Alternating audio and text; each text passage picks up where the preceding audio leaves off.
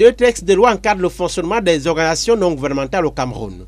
La loi de décembre 1990 sur la liberté d'association, mais surtout la loi du 22 décembre 1999 spécifiquement consacrée aux ONG.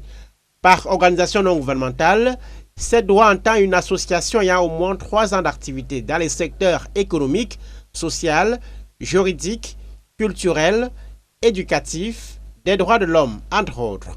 Pour exister, l'association dépose un dossier auprès des services du gouverneur de la région où elle a son siège ou son principal établissement pour les ONG étrangères. Alors que les ONG nationales sont sous le régime de la déclaration, les ONG étrangères, elles, doivent être autorisées. L'article 7 de la loi de 1999 institue une commission d'études des demandes d'agrément et qui est par ailleurs chargée du suivi des activités des ONG au Cameroun. Au sein de la commission siègent les membres de l'administration et les représentants de la société civile. Ce sont eux qui transmettent les avis servant de base de décision au ministre de l'administration territoriale. Dans la pratique, la commission est un organisme aux pratiques essentiellement opaques et aux membres fantoches, dénonce un responsable d'ONG établi à Yaoundé.